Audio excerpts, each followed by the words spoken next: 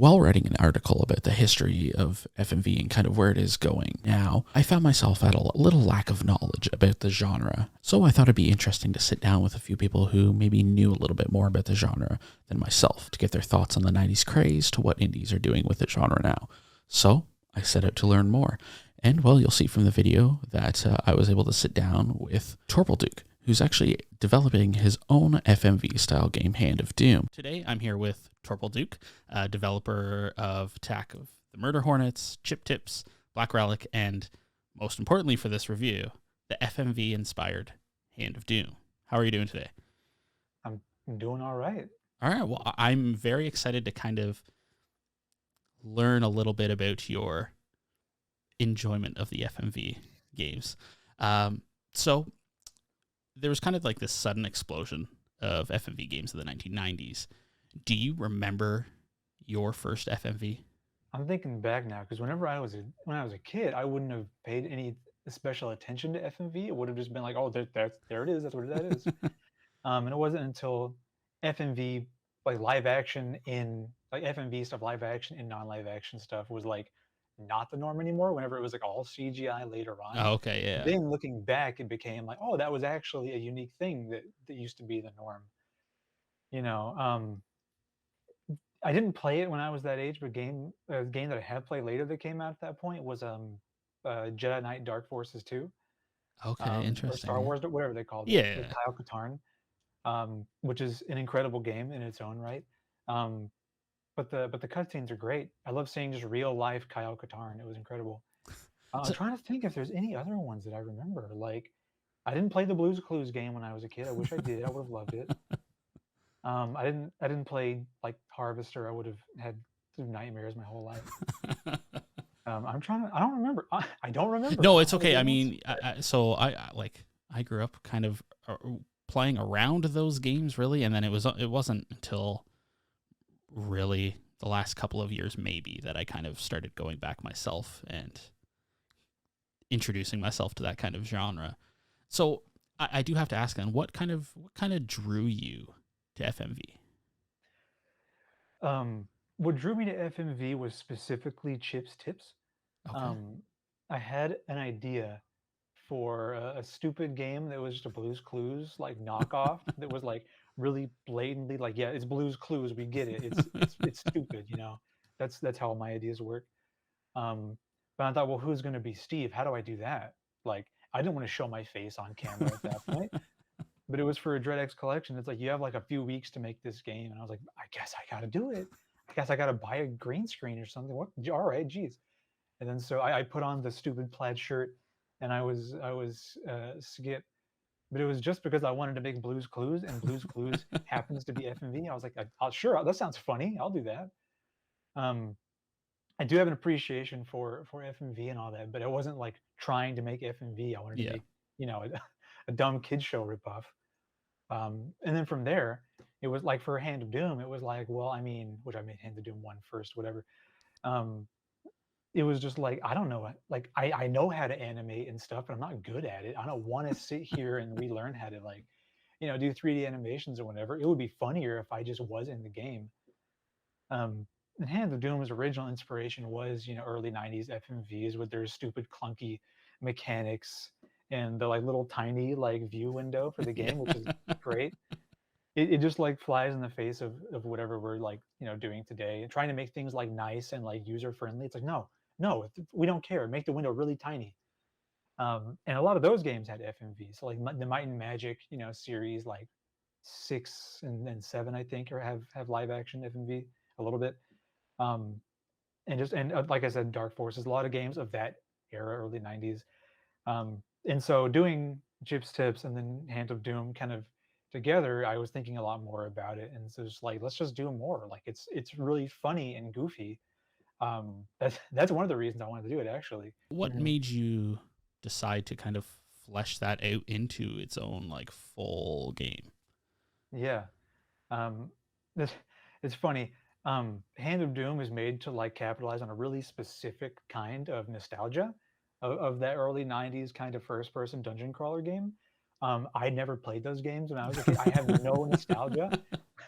I'm making nostalgia for someone else that's not actually me, which is funny.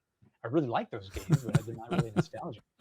Um, that game for me had the most appeal and potential, I guess, because it was about stuff that I like stupid like first person dungeon crawlers with like dark fantasy, sacrificial blood ritual, whatever. Like that's just what I like. That's cool stuff for me. And so just doing more of that just made sense for me, just in terms of the aesthetic that I like.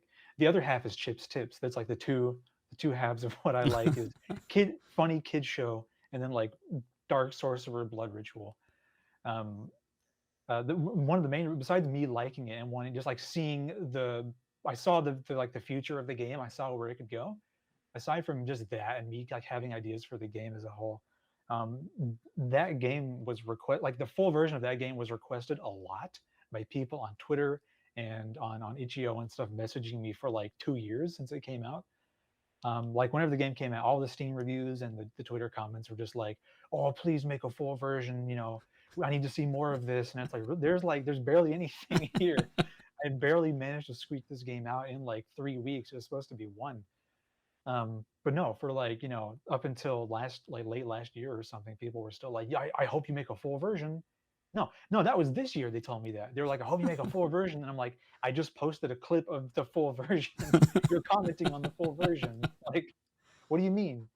Every time I post something, people are like, "Oh, I didn't know you were working on this." It's like it's been like 6 months. Like, you follow me. I don't know.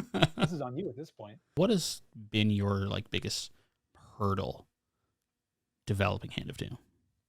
Gosh, the biggest hurdle is so far as I guess kind of being in charge of the whole project, like by myself, essentially. Yeah. I think I'm the lead designer. I don't know if the title even matters.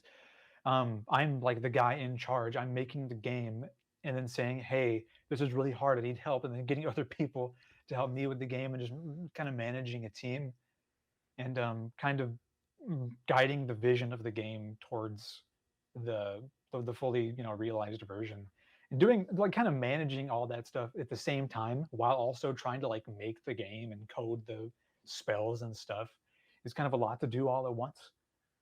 So it's a learning process for me, specifically doing this kind of like my first time, not the first time leading a team making a game, but the first time doing like everything. Yeah. That process has been kind of a learning process, and that's a bit of a hurdle itself. The people working with is great. There's no issues like actually making the game. It's just like mentally in here, like, am I doing this right? How do I do this better? Am I going to hit the deadline? That kind of stuff. And when I've worked on games in the past, like at studios, there's been like producers and managers who Yeah. do all that. Having them do all that was really cool, and I really miss that right now. Kind of getting away from the 90s FMV of it all. FMV really kind of went away to some degree for about 14 years ish, and came back pretty hard in 2014. We saw games like Contradiction and Her Story, Late Shift, Dead of Night. Mm-hmm. Is there any kind of FMV games in this landscape that you would recommend to people other than Hand of Doom? Yeah. You mean just kind of like modern, Yeah. like recently made ones? Yeah, well, yeah, because we saw a lot of like big studios try to get into and try to take FMV off the ground, whereas now it seems to be a lot of like smaller developers who are really taking the genre and going weird places with it that's honestly really exciting. Mm-hmm. I haven't really checked out many recently made FMV games because my game has such a specific Yeah. kind of aesthetic that it's going for. None of the recent ones are really doing that with FMV specifically. Um, the, the games that are being made now are more of like a serious version of it. Yeah. Like you said, Her Story and games like that, where they are FMV games. They have real life video footage of people in it, but it's being told pretty much through the lens of this is a video of a person. It's Yeah. not like, hey, you like Mist. It's like a guy like appears in a window. It's like, haha, I got you now. It's like this is like a police investigation, Yeah. interrogation at this point. It's a little bit different. The game I do know about, I haven't played it. I should. It's called At Dead of Night. That was made several years ago. I don't remember Yeah, I think when it or my came year. out in I'm trying to think. I'm trying to remember now. 2020, I believe, actually. Hmm. Yeah, like the hotel with you trying to like Yeah, sneak around the manager, I believe, or I something. think so. It's like a first person like exploration puzzle game, Yeah, and the FMV is more subtle and it's really really well done. It's not like, a guy who jumps up and it's like, "Hey, you got to do this." It's more like you see a hand open a drawer, or you see like something in the background while you're looking yeah, at a menu, and it's like really tastefully executed, which is new for me. It's like, oh, this is really nice. Like I've never seen that before. I'm used to like Toonstruck or like Roger Rabbit, where it's 100% goofy on purpose. yeah. Seeing it It's done in a much more subdued way is interesting. yeah. Well, it also seems to be like the people who kind of either grew up playing FMV or discovered it later are making the games that they wish FMV had always been. Hmm. It's nice to see them make FMV better. Not Because just a joke. yeah. Well, a lot of the older titles, they're a little hard to play and Hmm. get over sometimes. But I mean, really, Hand of Doom almost feels like it should have been made in the 90s. Like Nice. it plays good. Like I had played that build you sent me there, and it plays really good, and it's like it's the best 90s FMV game that I've played. It's working. Yes. So you've kind of talked about like the inspirations that you've had for Hand of Doom, Hmm. and this might be a little too far in the future, but do you know what lies next for you after Hand of Doom? No, no, I A can good barely think sleep. about I can barely think about tomorrow, homie. Yeah. I've joked about making Chips Tips too.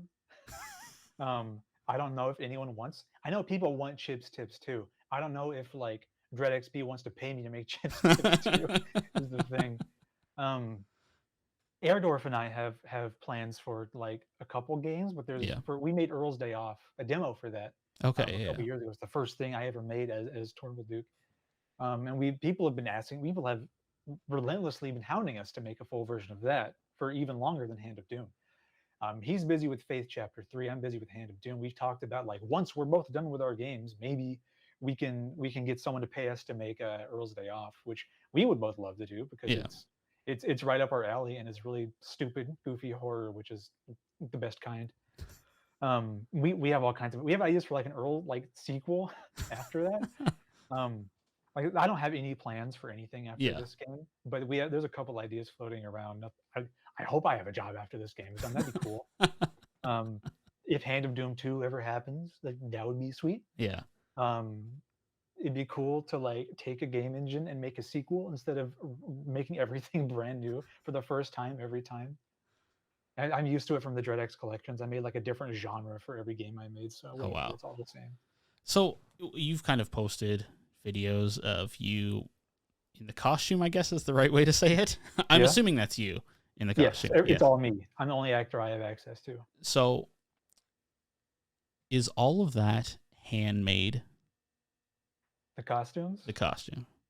No, it's ordered on Amazon. Oh, really? Okay. It Oh, wow. I put it together. Um, the Druid costume you see in the game that consists of like a black thing that covers my face, a big Yeah. green robe, and like a staff. That's the costume. Okay. The handmade parts was that I didn't include because it was way too finicky and it didn't look right. I couldn't get it to work. Was I found a bunch of like deer bones in the woods one day, and I was like, sweet, perfect, and I like tied them all together and was gonna have them like on the cost. It wasn't gonna work. So there was gonna be some like handmade parts of it, Yeah. but I was like, this is gonna be like 3 pixels on screen anyway. It doesn't matter. Just leave it out. And there was a deadline I was trying to hit with that too, and it was like I'm so tired of working on this. I just need to finish this. No, no, there's a handmade part. I totally forgot the big deer skull that takes up my entire face. I don't know how I forgot. Yes, I handmade that one myself. That one's Oh, paper really? craft. Wow. I It, have a real deer skull. I was going to use that. Turns out those are like really heavy to be like strapping onto your yeah. face. Like they're heavier than I thought. And so I found a papercraft plan online and just like made it myself. I was like, I'll make this really quick, film all this, and we'll be fine. The papercraft thing ended up taking 6 days straight to make, which was horrible. I was like, yeah, a couple days will be fine. No, it was like a week. And so I had like 2 days left to finish the game or something, or the demo or whatever, the thing. And it was like, this sucks. And so it took like I barely slept like a whole week to finish it, but we got there. Um, one part that was handmade that I did not hand make was the grimoire. This is Oh, real. wow. Okay. Yeah, I didn't realize it was like a fully. It's real. It's big. It's legit.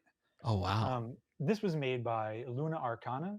She's a Twitch streamer, but she's also an artist on the game, and she's been helping a lot with art and game design and stuff like that.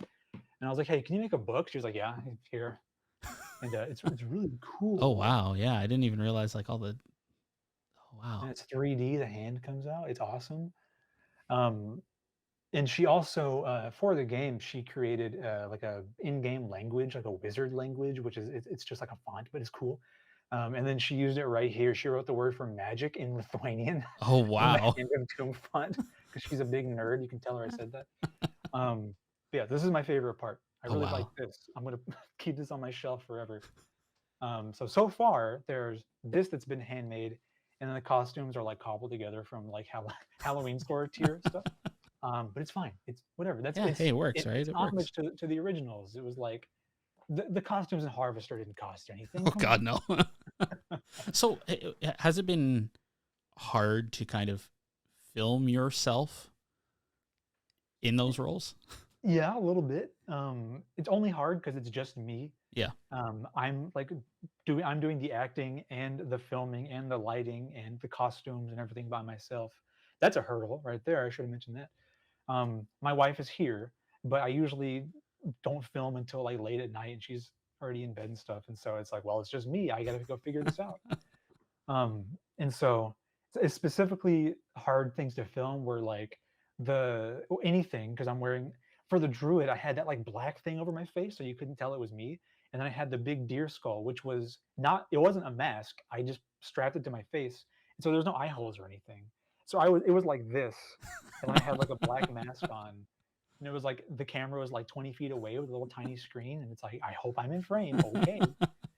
And so what I would do for like the dying animations were specifically hard. I had to like try to act and like fall over in place without going out of frame and not being able to tell with like antlers and a long staff. And so I would record just like falling over like 5 times, and then go like, put the footage in the computer and like go make sure, like, is it good? No, okay, and then go redo it. And so just like a bunch of trips, falling over, getting up. I was already in a bad mood, and I was just really tired from constantly dying. So other than FMV, is there kind of like, do you have your own favorite genre of video games? And what would it be, and what are some recommendations that you would put forth to other people? Every time I'm asked questions like that, like, what's your favorite thing? I'm like, do I play video games? I don't remember. I don't know. Yeah. I'm like job interviews. It's like, what's your favorite game? I don't know. Like, I'm going to leave. I play a lot of RPGs. That's really vague. No, but I mean, I get it. I'm a huge RPG nerd, so I play a lot of different kinds of games. Like I said, I like variety. Yeah. It's usually RPG is a really big umbrella term. It's usually like RPG done in this way or whatever. Yeah. I started playing Morrowind for the first time recently. I like Morrowind a lot. I like Elder Scrolls a lot. I'm a really big Oblivion head. And Elder Scrolls in general. That's a really normie answer. Everyone likes Elder Scrolls. It's hard to say. There's a lot of genres that I mess around with. Everything I've played recently has been either Star Wars or Elder Scrolls. Play all the good Star Wars games, okay? Let's do that. Play Jedi Academy. Again, thank you for sitting down and taking the time out of your day to talk to me about FMV, your past experiences with it, and what you're looking forward to in the future from the genre. If you'd like to read more about FMV, be sure to head on over to DreadXP and read the article that these interviews are actually part of. And until then, we'll see you later.